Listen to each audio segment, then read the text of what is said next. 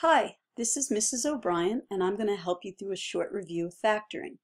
One of the things I want to encourage you all to do is to really interact with the video. What this means is that when I give you directions to say pause the video and try a problem, take out some pencil and paper, and then actually really try the problem. At certain points you'll be encouraged to do an official problem that you're going to input, and I'll let you know when those are coming. And those I'll be able to look at and give you some feedback on. So here goes. There are several methods that you've learned of factoring. One was greatest common factor. One was what you call dots, or difference of two perfect squares. There's what I call your basic trinomial method, and you guys will know those when you see them. And there's also regrouping. With that said, let's look at our first problem. Let's take 10a cubed b minus 15a squared b squared. What I'd like you all to do now is to pause this video, try this question, and once you're done, turn it back on. Welcome back. Hopefully you recognize this as a greatest common factor method of factoring. You'll notice that the 10 and the 15 have a common factor of 5. A is common to both terms, and the greatest number of a's they both have in common, or our greatest common factor, is a squared.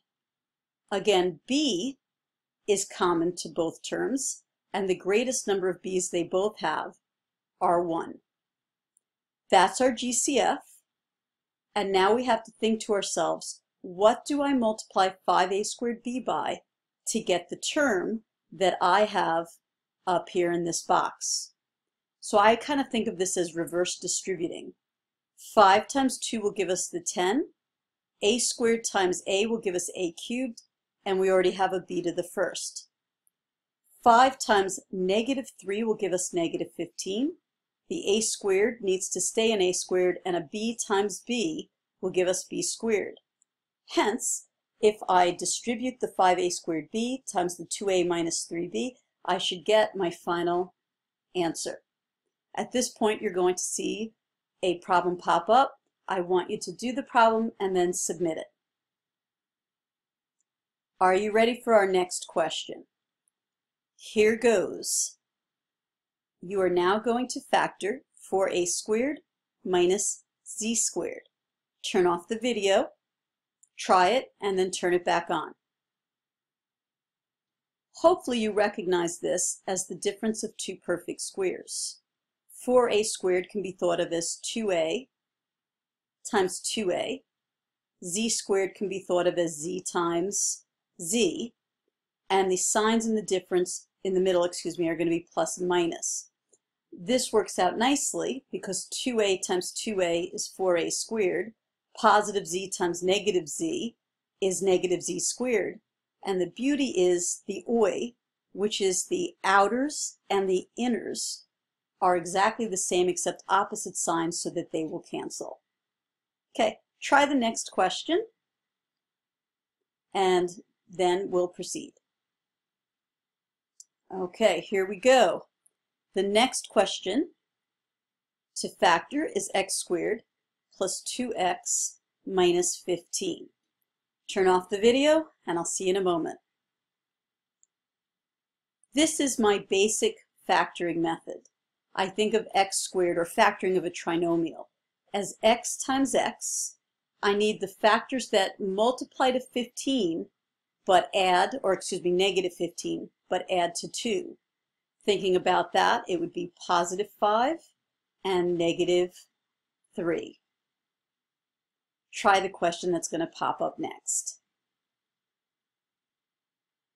Okay, with that said, moving right along, the next one we're going to try is 15x squared minus 16x plus 4. Notice here that the leading coefficient is not 1. It's not like the one we just did, our basic method. So we're going to have to think about this a little bit more. Turn off the video and I'll see you in a moment. Okay, looking at this, we're going to use the method of regrouping. I think to myself that 15 times 4 is 60, and I want the factors of 60 that will somehow add up to the negative 16 in the middle. So I'm thinking to myself, negative 10 and negative 6, because they multiply to 60, but add to negative 16.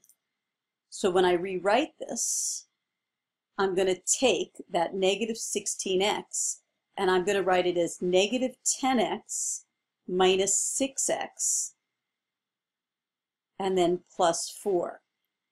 I will group these two together and, these two together and pull out a GCF.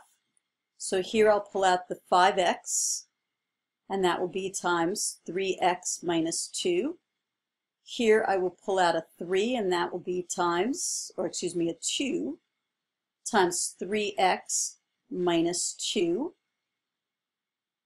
And now I notice to myself, wow, I can kind of combine these because they both have a 3x minus 2 as a factor. So I am going to pull out this 3x minus 2 as a GCF. And I'm going to think to myself, what do I have to multiply 3x minus 2 by to get the 5x times 3x minus 2? And what do I have to multiply the 3x minus 2 by to get the negative 2, 3x minus 2? So again, if I distribute the 3x minus 2 to the 5x, I will get this first term. And if I do the 3x minus 2 times negative 2, I'll get this second term. And that is the factorization of our original problem. Okay. Lastly, I'd like you to try the following problem. Let's have you factor 3x to the 6 minus 48x squared. I'll give you a hint, you're going to need a combination of methods here. So turn off the video and give it a shot. Welcome back. Hopefully you recognize the GCF of 3x squared. And now, when I think of what I would multiply 3x squared by to get my original binomial, it's going to be x to the 4th minus 16. Bells should be going off in your mind because of x to the 4th minus 16 is the difference of two perfect squares. X squared minus 4 times x squared plus 4. And then bells should be going off again because of x squared minus 4 is again the difference of two perfect squares. And so my final answer should look like this. Hope this helped kind of brush off your factoring skills. And tomorrow we're going to play a little game in class, and hopefully this will all come back to you if it hasn't already. See you then.